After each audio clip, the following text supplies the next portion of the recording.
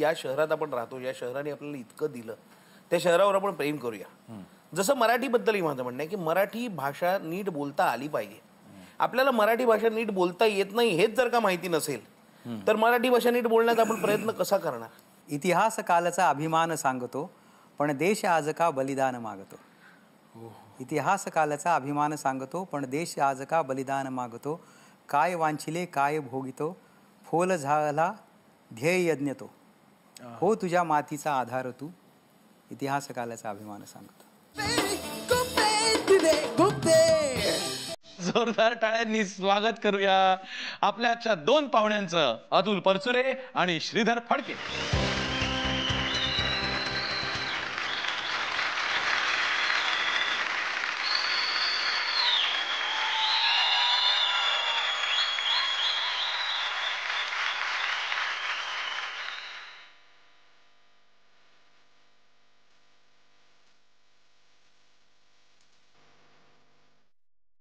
खूप दिवसापासून लोक म्हणत होती की आमच्याकडे अजून जरा संगीतातली नावं पाहिजेत, अजून रंगभूमीवरची वजनदार व्यक्तिमत्व आणायचं आम्हाला फार पत्र येत होती आमच्याकडे. तर आज ते त्या लोकांची सगळ्यांची फरमाईश पूर्ण होतीये. काय गाणं बनवलं तुम्ही, फुलले रे क्षण माझे फुलले. एकही लग्न असं होत नसेल ना की ज्याच्यामध्ये ते गाणं वाजत नाही. असं मुख्य म्हणजे व्हिडिओ कॅसेट जे असतात त्याच्या पाठीमागे काय मुलीला मेहंदी रंगवतायत वगैरे की आलंच.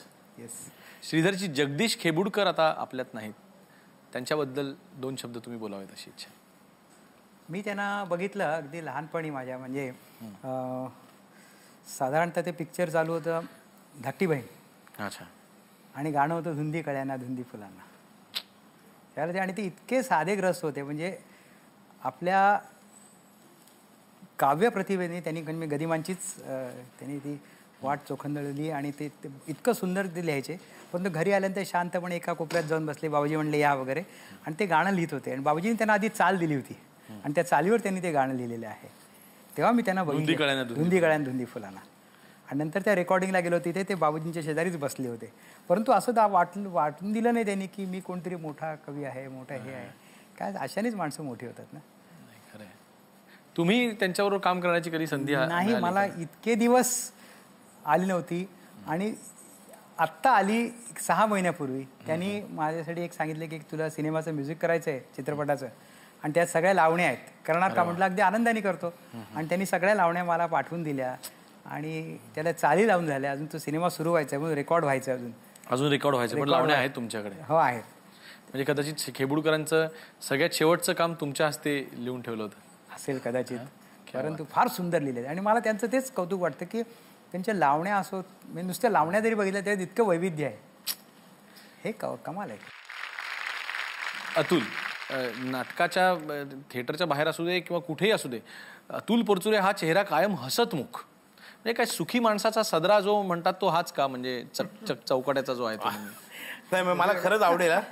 मला खरंच आवडेल. म्हणजे चेहऱ्यावर मी जितका सुखी दिसतो तितका मी आत्म सुखी असतो. तो मला खरंच आवडलं. सुखी म्हणजे मी दुःखी नाहीये, पण आता आपण खुपते तिथे गुप्तेमध्ये आहोत, त्यामुळे काही गोष्टी खुपतातच ना. नाही, त्यात विचारणार आहे, पण त्याची सुरुवात करण्याच्या आधी मला असं वाटतं की कायम चेहऱ्यावर इतकी मुख्य म्हणजे निखळ हास्य, निष्पाप हास्य जे आपण म्हणतो, लहान मुलाच्या चेहऱ्यावर दिसतं ते थेट अतुल परचुरेंच्या. नाही, याचं कारण एकमेव कारण असेल की माझी कोणाशी स्पर्धा नाही, त्यामुळे मला कोणाबद्दल असूया नाही. त्यामुळे वैरबीर करायला माझ्याकडे वेळच नाही तेवढा, कारण आयुष्यात चांगल्या गोष्टी इतक्या आहेत. त्यामुळे ते चेहऱ्यावर येत असावं, आणि जर का चेहऱ्यावर येतं तर ते लपवता येणं शक्य नाहीये. इतका चांगला अभिनेता आणि इतक्या वैविध्यपूर्ण भूमिका तुम्ही केलेल्या आहेत, पण तरी देखील लोक ज्यावेळेला अतुल परचुरे नाव घेतात त्यावेळेला अरे काय मस्त कॉमेडियन आहे ना, फार छान कॉमेडी करतात ना, असंच करतात. प्रेम नक्कीच करतात लोक, पण कॉमेडीचा एक कुठेतरी शिक्का बसलाय, हे खुपतं का? खुपतंही, किंवा त्यामुळे आपण आयडेंटिफाय होतो आणि त्यामुळे आपल्याला लोक खूप ओळखतात आणि लोक प्रेम करतात, हे आनंदही वाटतो. अर्थात कुणाला वर्सेटाईल अभिनेता म्हणून गेला आवडणार नाही, आवडेल, आणि मी तशा भूमिकाही केल्या. पण आता जसं तू म्हणालास की तुझ्या चेहऱ्यावर निर्व्याज निरागस हसू आहे, आणि लोक जेव्हा मला येऊन सांगतात ना काही वेळेला की तुम्हाला बघितलं की आमचा दिवस चांगला जातो, अक्षरशः या कॉम्प्लिमेंटच्या समोर काही नाही ना, मग ते दुःख कमी होतं. खुपतात अनेक गोष्टी, पण त्या खुपणाऱ्या गोष्टीला काय म्हणतो आपण त्याला मलम लावायला इतक्या चांगल्या गोष्टी घडतात ना की त्या खुपणाऱ्या गोष्टी मला लक्षात राहतात ना. काही वेळेला असं वाटतं की आपल्याला म्हणजे नाटकात ज्या वैविध्यपूर्ण भूमिका मला करायला मिळाल्या तशा सिनेमात नाही करायला मिळाल्या, किंवा त्या प्रकारचे सिनेमेही आले नाहीत चांगला सबस्टॅन्शियल रोल असलेले. म्हणजे जे छोटे छोटे होते ते लोकांना आवडले, ते अप्रिशिएट झाले, पण मग त्याच्या पुढचं पाऊल पडायला हवं ना, की मग मोठा रोल मिळायला हवा. ते कुठेतरी नाही घडलं. म्हणजे आता बिल्लू मधला सीन आहे जो लोकांना आवडला, पिक्चर मधला हायलाईट होता असं लोकांचं म्हणणं आहे. लोक अगदी हसून हसून ते युट्यूबवर बघतात, इकडे बघतात, पण त्याच्यानंतर मग ज्या पद्धतीने मला पुढचा रोल मिळायला हवा होता तसा नाही मिळाला. तर हे जरूर खूपतं. श्रीधर फडके यांनी खूप छान गाणी दिली, फिटे अंधाराचे जाळेपासून काही बोलायचे आहे पर्यंत. पण अजूनही नाव म्हटलं श्रीधर फडके की ऋतू हिरवाचे श्रीधर फडके असंच होतं. ही ओळख त्या ऋतू हिरवानी जी काय उंची गाठली त्यामुळे ती ओळख रिस्ट्रिक्टेड राहिली असं वाटतं का? वाटतं ना तसं. पण त्याचं कारण असं होतं की ऋतू हिरवामध्ये आशाबाई होत्या. हे एक फार महत्त्वाचं कारण आहे की आशाबाई नंतर मला आता आमची दुसरी CD करायची इतकी प्रबळ इच्छा आहे आणि ती अजून होत नाही, हे माझ्या मनात फार खूपतं आहे. पण मला एक खूपतं म्हणजे अगदी तुम्ही खूपतं म्हणाल काय म्हणायचं माहीत नाही, परंतु पंडित भीमसेन जोशींबरोबर माझ्या 5 रिहर्सल झाल्या होत्या अभंगाच्या आणि ते गायला तयार होते. वा. त्यामुळे फक्त मला संतांचे अभंग हवेत, आत्ताचे कोणी लिहिलेले असे नको. बरं म्हटलं. मग नामदेव महाराज, एकनाथ महाराज, ज्ञानेश्वर सगळ्यांचे अभंग. आणि नंतर ते घरात काय म्हणजे ते कुठेतरी बाहेर गेले, कुठे त्यांना पडले काहीतरी आणि त्यांना लागलं थोडंसं. त्यानंतर ते हळूहळू ते म्हणाले आता नाही, हे होत नाही, म्हणजे शक्ती नाही, इच्छा नाही, काय ते झालं, ते राहून गेलं. ते खूपतं. अरे किती मोठं खूप आहे. हो. आणखी खूपतं म्हणजे प्रत्येक संगीतकाराला वाटत असतं की आपलं एकतरी गाणं लताबाईने गावं. हो. का नाही काय केलं अजून? नाही, कारण काहीच नाही की पूर्वी असं होत होतं, होणार होतं की लताबाई गाणार आहेत, परंतु काही कारणामुळे नाही झालं. परंतु मध्ये एका फंक्शनमध्ये त्या आल्या होत्या समारंभात आणि त्या अध्यक्ष होत्या आणि त्या मला म्हणा, त्या जाहीरच त्यांनी सांगितलं की मला श्रीधरची गाणी खूप आवडतात आणि मी म्हणणार आहे त्याची गाणी, परंतु ते जमून यायला पाहिजे ना, ते अजून काही कारणामुळे जमून येत नाहीये. परमेश्वराची इच्छा झालं तर होईल. नाही, जरूर होईल. आणि ह्या मंचावरनं आम्ही आमचा कार्यक्रम सगळी लोक बघतात आणि प्रेमाने बघतात, तर हा त्यांच्यापर्यंत तुमची खुपणं हे नक्की पोचेल. अतुल, ओव्हरऑल जो समाज आहे, आजच्या समाजातलं, राजकारणातलं तुम्हाला खुपणाऱ्या गोष्टी? नाही, मला समाजातल्या खुपणाऱ्या गोष्टी म्हणण्यापेक्षा मी जसं म्हटलं तसं की या शहरात आपण राहतो, या शहराने आपल्याला इतकं दिलं, त्या शहरावर आपण प्रेम करूया. जसं मराठीबद्दलही माझं म्हणणं आहे की मराठी भाषा नीट बोलता आली पाहिजे. आपल्याला मराठी भाषा नीट बोलता येत नाही हेच जर का माहिती नसेल तर मराठी भाषा नीट बोलण्याचा आपण प्रयत्न कसा करणार? म्हणजे माझ्या सुदैवाने माझ्यावर संस्कार जे झाले ते मी अगदी उदाहरण देऊन सांगतो की टिळक आणि आगरकर नाटकात एक वाक्य होतं की टिळक आगरकरांना हे सांगतात की जेव्हा कधी या देशात स्वातंत्र्याची पहाट उगवेल तेव्हा सूर्यनारायणाचा रथ घोडदौडीनं क्षितिजावर ओढत आणण्यास यांच्यासारखे जातीवंत, तेजस्वी, उमदे, तुरंग दुसरे मिळायचे नाहीत. पण इंग्रजांनी यांच्या पाठीवर मानमरातबाच्या झुली घातल्या, तोंडाला लठ्ठ पगाराचे तोबरे दिले आणि ही भोळसट नारायणाच्या रथाऐवजी साहेबाच्या टमटमी घेऊन उलट्या दिशेला पळायला तयार झाली. अतिशय हे एक वाक्य होतं त्या नाटकातलं. अशी पल्लेदार वाक्य होती आणि ती मला सुदैवाने माझ्या संस्कारक्षम वयात ऐकायला मिळाली. म्हणजे श आहे. आता मला यांचं कौतुक वाटलं, भाषा म्हणाले ते फार कौतुकास्पद आहे. आणि ते येतं. म्हणजे मला आता श म्हणण्यासाठी प्रयत्न नाही करावा लागत, तो इथे आला माझ्या. तुम्ही श म्हणजे इतका की लोक म्हणतात हा श फडक्यांचा असं म्हणतात. नाही, मी ते आहे ना, तर ते ती भाषा बोलण्यासाठी आपण प्रयत्नच करत नाही आणि आपल्याला काही त्यात चुकतंय किंवा आपल्याला त्यात आपण काहीतरी गमावतोय असंच वाटत नसेल. म्हणजे आता पु ल देशपांडे त्यांच्या साहित्यातलं विनोद, हल्लीच्या मुलांना त्यात हसण्यासारखं काय आहे असं वाटतं, किंवा त्यात विनोदी काय आहे, किंवा त्यात ते हसण्यासारखं नाही आहे, ते विनोदी आहे. आता हसण्यासारखं आणि विनोदी यातलाही फरक जर का लोकांना कळत नसेल, ते हसण्यासारखं नाही आहे, ते वाचून तुम्हाला हसू येतं. किंवा मग त्यातली जी गंमत आहे की आता नाथा कामताचं उदाहरण त्यांनी घेतलं की नाथा माझ्यासमोर फकीराच्या हातातल्या धुपासारखा उसासत होता. आता हे याच्यापेक्षा अधिक करेक्ट वर्णन काय असू शकतं की फकीरांनी त्या निखाऱ्यावर टाकलेला धूप आणि तो जो भस्कन त्याचा धूर निघतो तसा माझ्यासमोर एक माणूस उसासत होता. किंवा बोंबलांच्या काड्यांच्या जुडग्यात केवडा. तर ही जी वर्णनं आहेत त्याचं तुम्ही काय करायला सांगा ना. म्हणजे आता ही याची तर सवय आपल्याला असली पाहिजे, ह्याची तर गंमत आपल्याला कळली पाहिजे. खूप तर खरंच आहे, भयंकर खूप आहे की मराठी भाषा नीट बोलली जात नाही, अनेक वेळेला कार्यक्रमात न बोलली जात नाही आणि त्याचं आपल्याला काही वाटत नाही. फडके, तुमच्या खुपण्याकडे येऊया. तुम्हाला तुमचं सामाजिक खुपणं. सामाजिक खुपणं म्हणजे आता खरं म्हणजे सकाळी उठल्यानंतर वर्तमानपत्र वाचवत नाही, कारण कुठलीही बातमी अशी नसते की ज्याच्यामुळे आपल्याला आनंद मिळेल. फक्त कुणी कोणाला फसवलं आहे, देशाला फसवलेलं आहे, देशाच्या तिजोरीला फसवलेलं आहे, लोकांनी एकमेकांना फसवलेलं आहे, खून मारामाऱ्या, हे असं आपला देश खरं म्हणजे 60 वर्ष झाली, जास्तच झाली असते आता, प्रगत होत नाही असं मला वाटतं. म्हणूनच मला एक फक्त कविता आठवते नितीन आखव्यांची. ते म्हणतात, इतिहास कालचा अभिमान सांगतो पण देश आज का बलिदान मागतो. इतिहास कालचा अभिमान सांगतो पण देश आज का बलिदान मागतो. काय वांछिले काय भोगितो, फोल झाला ध्येय यज्ञ तो. हो तुझ्या मातीचा आधार तू, इतिहास कालाचा अभिमान सांगतो. थोडासा डेंजरस होणे तुमच्यासाठी, कारण यामध्ये आम्ही आमच्या गोष्टी खुपणाऱ्या तुमच्यासमोर मांडतो.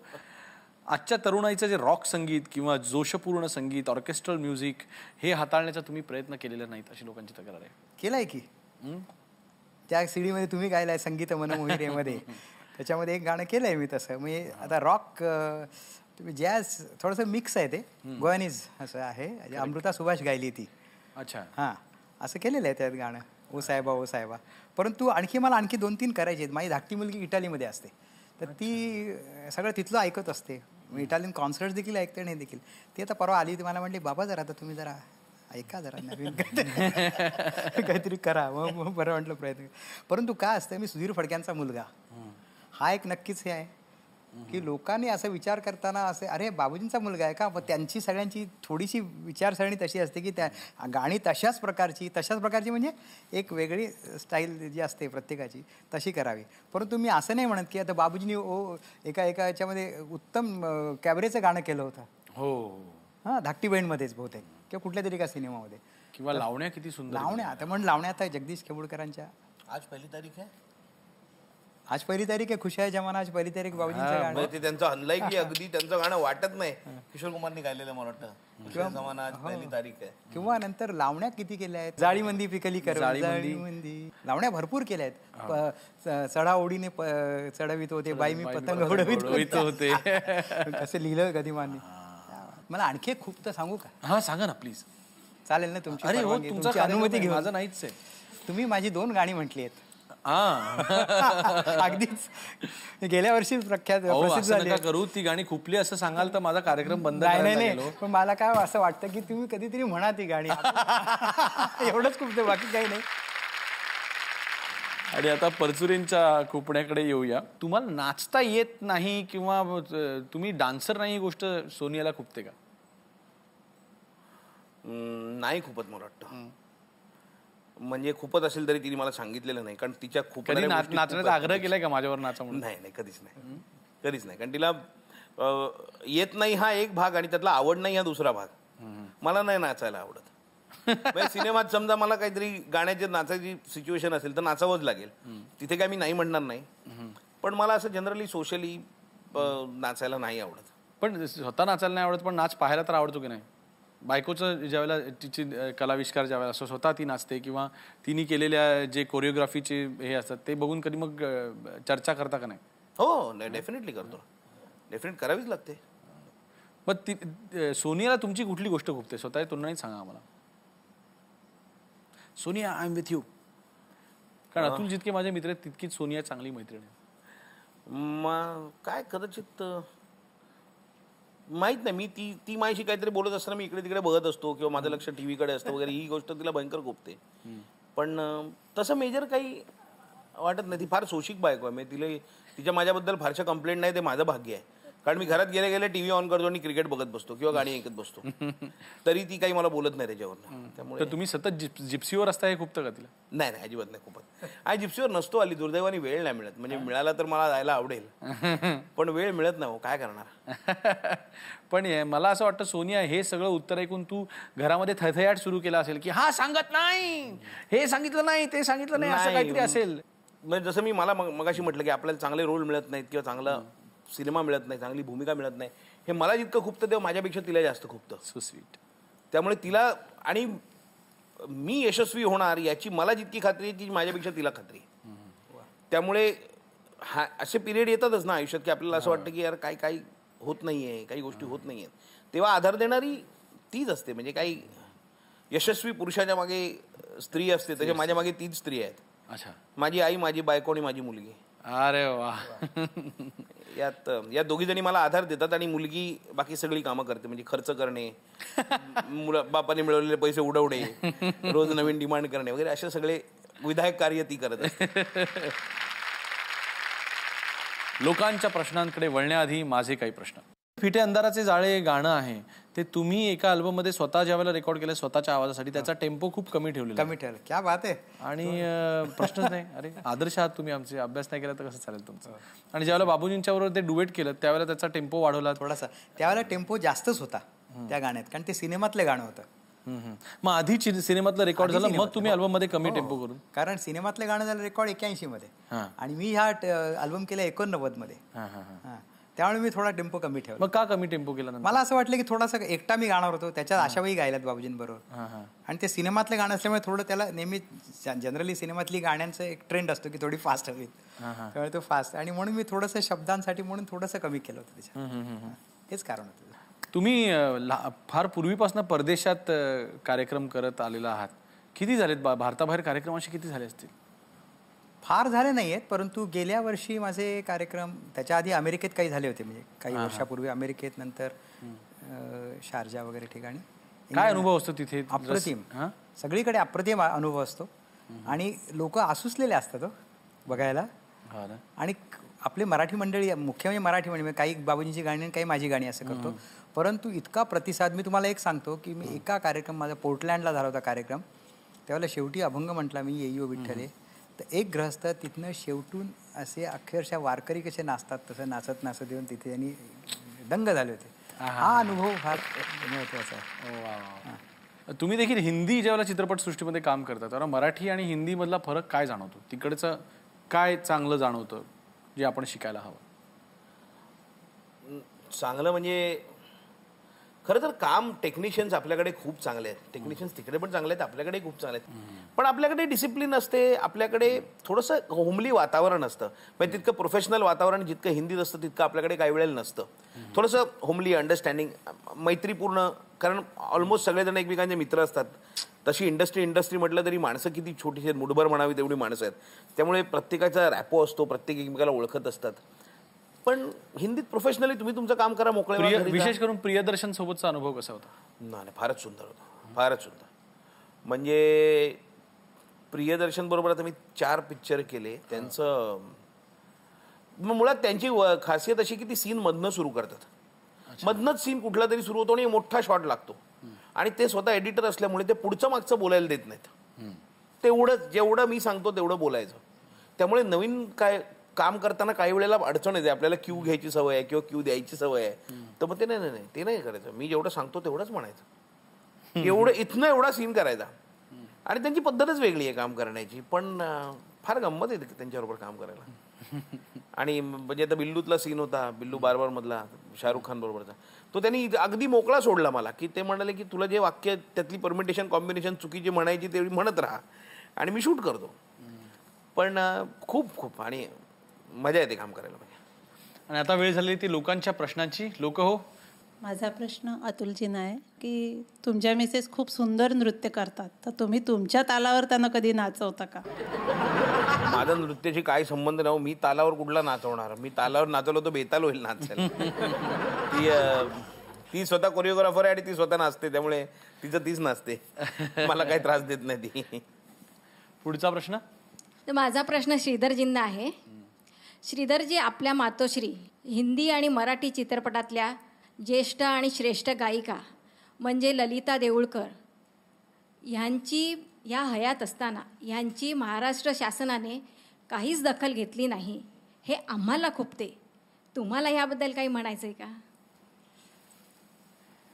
खरं म्हणजे मनाला थोडा त्रास होतो की तिने इतकी गाणी गायली आहेत, म्हणजे बाबूजींच्या आधी हिंदी चित्रपटात माझी आई गायची. चित्रकारांबरोबर किंवा रफी साहेबांबरोबर तुम हमारे हो न हमको तुम्हारा ही आसरा, किंवा मोरे राजा हो ले चल नदिया के पार रफी साहेबांबरोबर, ज्याच्यामध्ये साजन पिक्चर होता, दिलीप कुमार आणि कामिनी कौशल. हे गाणं किंवा त्यामुळे वाईट वाटतंच की महाराष्ट्र शासनाने किंवा दखल घेतली पाहिजे होती, परंतु असं वाटतं की तिला एवढी लोकप्रियता मिळाली त्यावेळेला, त्यामुळे आणि लोकांचं प्रेम अजूनही जसं आहे की मला परवा ईमेलवर तिचं गाणं मला अमेरिकेतनं माझ्या एका मित्राने पाठवलं. काय जुनं गाणं 1947 मधलं गाणं. त्यामुळे अजून सरकारला त्याच्याबद्दल काही वाटलं नसलं तरी लोकांच्या मनात ती आहेच. त्यामुळे पुढचा प्रश्न. माझा प्रश्न अतुलजींना आहे. आपल्याला पुलंना प्रत्यक्ष भेटण्याची संधी कधी मिळाली का? हो, म्हणजे माझ्या सुदैवानी व्यक्ती आणि वल्ली नाटक करत असताना पुलंना भेटण्याची संधी मिळाली आणि पुलंनी इनफॅक्ट नाटक ते बघितलं. त्यांना मी पुलंची भूमिका करत होतो, त्यामुळे आणखी जबाबदारी होती आणि ते समोर बसले होते.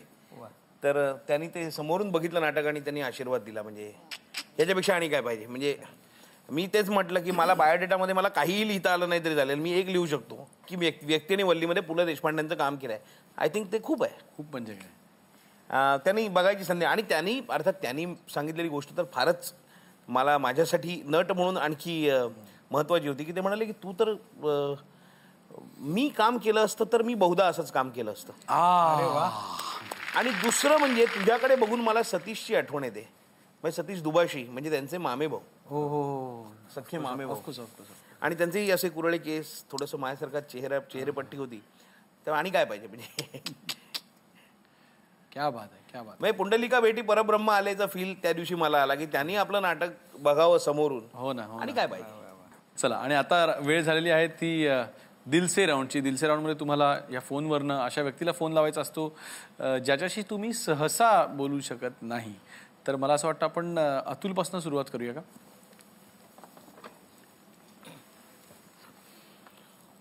आता हा मी जो फोन करतोय तो मी कोणाला करतोय मला माहित नाही, त्या व्यक्तीचं मला नाव माहित नाहीये. अरे पण हा मी अशा व्यक्तीला फोन करतोय ज्यांनी मोबाईलमध्ये कॅमेरा लावलाय. क्या बात आहे. भाऊ, आपण जे कोणी आहात, थोर आहात, आपण मोठे शास्त्रज्ञ असाल, पण आम्हा पामरांचे आपण किती वांदे करून ठेवलेत आपल्याला कल्पना आहे का? अहो, स्मशानात सुद्धा लोक बाजूला खांद्यावर हात टेकून फोटो काढतात. या निमित्ताने भेट झाली म्हणतात आणि आठवण म्हणून फोटो असू द्या असं म्हणून फोटो काढतात. रस्त्यातनं चालताना डिवायडरवर माझा परवा कोणीतरी फोटो काढला. आता भेटला जात तर फोटो काढूया ना. आणि कॅमेरा इतके इझिली अवेलेबल असतो की तो खिशातनं काढतात. अहो, अडचण तुमची लक्षात घ्या. म्हणजे माझीही अडचण होत असेल तर मग मोठ्या मोठ्या ॲक्टर्सची आणि मोठ्या मोठ्या क्रिकेटर्सची आणि तेंडुलकरची बिचारायची काय अडचण होत असेल. दिसला समोर की माणूस उभा राहतो आणि फोटो काढतात. जरा तुम्ही ते कॅमेरा फक्त काढू शकलात फोनमधला तर फार बरं होईल. म्हणजे मला त्याचे ॲडव्हान्टेजेसही कळतात की तुम्ही कुठेही गेलात तर तुम्हाला आठवण म्हणून फोटो काढता येते. पण जरा फार प्रसिद्ध लोकांचे हाल होता तो. म्हणजे मी त्या सर्व प्रसिद्ध लोकांच्या वतीने तुम्हाला विनंती करतोय, फोटो काढणाऱ्याची काही वृत्ती वाईट नसते, त्याला तुम्हाला त्रास देत नसतो, त्यालाही आठवणच हवी असते. फक्त काही वेळेला त्यांची जागा चुकते आणि काही वेळेला आपल्याला फार ऑकवर्ड होतं. म्हणजे एअरपोर्टला असं होतं की आपण चाललेलो असलो आणि सर एक फोटो काढू का असं म्हणून आपण उभे राहतो आणि आजूबाजूची लोक कोण आहे, कोण कोणाबरोबर फोटो काढतो हेच त्यांना काही वेळेला कळत नाही. म्हणजे नक्की ह्याला त्याच्याबरोबर काढायचं का त्याला ह्याच्याबरोबर काढायचं आहे. अशा वेळेला आपण फार मोरू दिसायला लागतो, फार आपले विचित्र चेहऱ्यावर भाव येतात. तर जरा बघा, म्हणजे कॅमेऱ्याचा उपयोग आहे पण असा जरा उपयोग कमी करता आला तर, एवढंच माझं म्हणणं आहे. एकदम दुखऱ्या जागेवर बोट ठेवलं तुम्ही. हो ना, होतं ना. पण असं अगदी म्हणजे मी अगदी सिरियस ह्याच्यामधला अनुभव सांगतो की आमचा मित्र स्वप्नील बांदोडकर आजारी होता आणि तो खूपच आजारी होता. म्हणजे अगदी ऑपरेशन थिएटरमध्ये होता आणि आम्ही सगळे चिंतातूर बाहेर बसलो. आणि त्यावेळेला एक दोन तिथल्या कर्मचाऱ्यांनी मला सांगितलं मला एक फोटो. म्हणलं मी म्हणजे माझी अवस्था बघा काय नसते. नाही म्हणलं तुम्ही इथे आम्हाला म्हणलं फोटो काढायला येणार माणूस, इथे कोणी हॅपी मूडमध्ये येणार आहे माणूस म्हणलं. आणि आता श्रीधरजी, मी बाबूजींना फोन करतो. अरे वा. हॅलो अण्णा, आज 9 वर्ष झाली. हो, आज इतक्या दिवसांनी तुमचा आवाज ऐकला. आई तुमच्याच बरोबर असेल. 2 गोष्टी मला अगदी सांगाव्याशा वाटतात. एक म्हणजे खरं म्हणजे मला तुमची नेहमी भीती वाटायची की तुमच्यासमोर कसं गाणं म्हणावं, परंतु माझी मनापासून अशी इच्छा होती की माझी काही गाणी त्याची CD किंवा कॅसेट त्यावेळेला जी होती ती यावी, परंतु केवळ माझ्यामुळेच ते झालं नाही ह्याचं दुःख मला आज अगदी होत आहे. आणि ते आज मी तुम्हाला सांगतोय, कारण आज तुम्ही माझ्यासमोर नाही आहात, इथेच नाही आहात. हो.